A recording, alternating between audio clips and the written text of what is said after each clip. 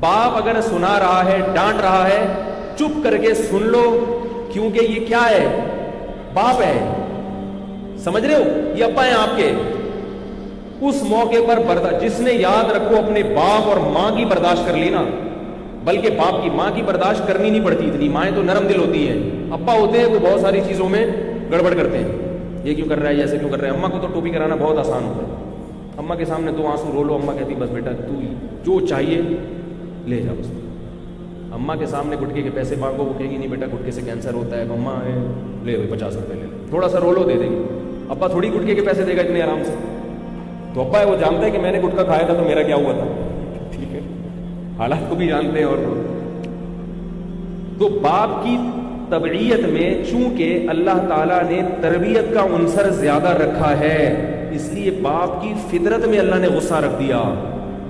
یہ جو باپ کو بات میں غصہ آتا ہے نا، یہ خود نہیں آتا، یہ لانے والی فطرت ہے جس نے باپ میں غصے کے جراثیم ڈال دیے ہیں. کیونکہ اگر دیکھو ماں اور باپ دونوں چاہیے نا اولاد کو. اگر صرف ایک چاہیے ہوتا تو اللہ یا تو بچے کو صرف ماں دیتے یا صرف باپ دے دیتے. ظاہر ہے دونوں قسم کی محبتیں چاہیے، تبھی اللہ نے باپ بھی دیا اور اللہ نے ماں بھی دی. ماں سے الگ قسم کی تربیت ہوتی ہے اور باپ سے الگ قسم کی. تو باپ سے جس قسم کی تربیت ہوتی ہے اس کے لیے روب ہونا ضروری، غصہ ہونا ضروری. باپ بدگمان بھی جلدی ہوتا ہے بیٹے سے. آپ آئے مدنی مسجد سے 1 بجے پہنچ رہے ہیں، آپ نے ابا سے کہا میں مدنی مسجد تھا، تو عین ممکن ہے ابا بدگمان ہو جائے گا، ممکن ہے کوئی فلم دیکھ کے آ رہا ہوں. اس لیے کہ جس میں تربیت کا عنصر رکھا ہوتا ہے نا، اس کے لیے اس کی یہی شان ہے کہ وہ زیادہ خوش فہمیوں میں مبتلا نہ ہو.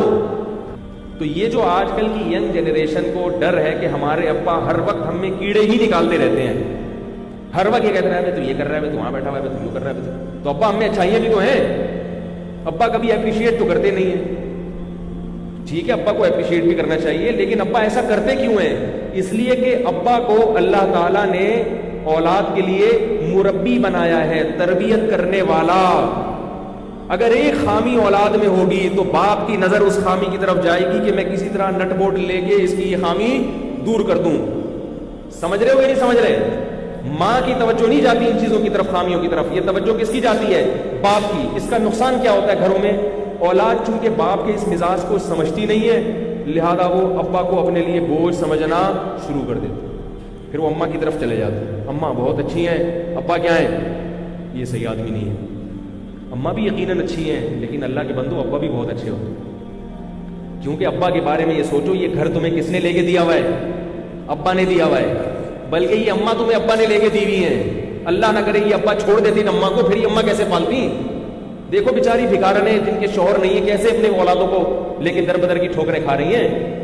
تم جو گھر میں ماں کی گود میں عزت سے پل گئے، یہ سایہ تمہیں تمہاری ماں کو کس نے دیا تھا؟ بول لو بھائی، باپ نے دیا تھا، باپ نے. اولاد کی تربیت میں باپ کا کردار ماں سے کئی گنا زیادہ ہے. پیدائش میں تو ماں کا دخل ہے، تکلیفیں اٹھا کے جنتی ہے، مگر تربیت میں کس کا دخل زیادہ ہے؟ باپ کا دخل زیادہ ہے. تو تمہاری ماں نے جو عزت عافیت کے ساتھ تمہیں پالا پوسا، یہ چھاؤں اس کو کس نے دی تھی؟ باپ نے دی تھی. گھر باپ نے میسر کیا، اور گیس بجلی کا بل، اگر صرف باپ گیس بجلی کے بل سے ہاتھ روک لینا کہ میں گیس کا بل نہیں دوں گا، بجلی کا بل نہیں دوں، پھر دیکھو گھروں میں کیا لڑائیاں شروع ہو جاتی ہیں. ایک ایک چیز وہ پوری کرتا ہے. اسکول کی فیسیں وہ دے رہا ہے. ظاہر ہے میں انہی اباؤں کی بات کر رہا ہوں جو یہ ذمہ داری اٹھاتے ہیں. ہمارے ہاں میجورٹی تو اٹھاتی ہے یہ ذمہ داری.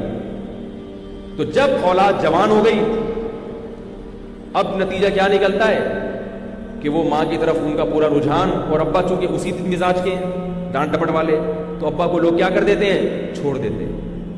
کیونکہ ان کی کڑوی کسیلی سنی نہیں جاتی. ایسے موقع پر ابا سے محبت وہی کرے گا جو محبت صرف کس کے لیے کرتا ہے؟ اللہ کے لیے کرتا ہے. سمجھ میں آ گیا میں کیا کہنا چاہ رہا ہوں؟ ایسے موقع پر جب ابا، کیونکہ اب اپنی جاب بھی لگ گئی، کما بھی رہے ہو، اب ابا کے محتاج بھی نہیں رہے، اب ابا کو سے محبت کرو نا. اب ابا کیا لگتے ہیں؟ بوجھ. یار یہ ہر وقت ڈانٹتے رہتے ہیں، ہر وقت نصیحتیں کرتے رہتے ہیں، ہر وقت جناب یہ سمجھاتے ہی رہتے ہیں بٹھا کے، یہ کیا کرو، یہ کیا کرو. سن لیا کرو بھائی، کسی بڑے کی سن لینا، خدا کی قسم کچھ دیر برداشت کر کے. اللہ میرے والد صاحب کی مغفرت کرے، بعض باتیں بڑی اچھی کہتے تھے. وہ فرماتے تھے جس نے سننے کی عادت ڈال لی نا بڑوں کی، اللہ اسے سیدھے راستے پر لازمی لے کر آتا. صرف سننے کا تحمل پیدا کر لے، بڑوں سے اپنی خامیاں سننے کا تحمل، چاہے وہ خامیاں نہ بھی ہوں. خامی نہیں بھی ہے نا تو بھی بڑا جب آپ کو کہہ رہے ہیں نا یہ خامی آپ یہ ہے تو سن لو، ہاں میں کوشش کروں گا کہ میں ٹھیک ہو جاؤں. جواب نہ دے آگے سے کہ نہیں میں تو ایسا ہوں ہی نہیں. سمجھ رہے ہو کہ نہیں سمجھ رہے؟ صرف سننے کا تحمل پیدا کر لیا نا، سننے کا. اور یہ حقیقت ہے کہ جن لوگوں نے اپنے بڑوں کی سننے کا تحمل پیدا کر لیا چپ کر کے، تو اللہ ان کو بہت نوازتا ہے دنیا میں بھی اور آخرت میں بھی.